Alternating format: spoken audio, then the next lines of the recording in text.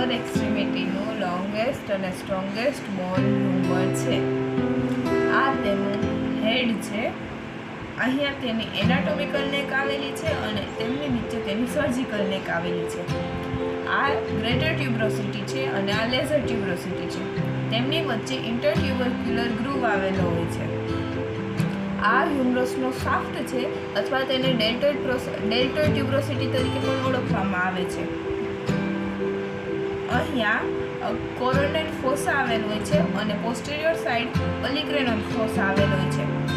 આ હ્યુમરસ બોનના મીડિયલ એપિકોન્ડાઇલ છે. આ તેનું કેપિચ્યુલમ છે અને આ તેનું ટ્રક્લિયર છે.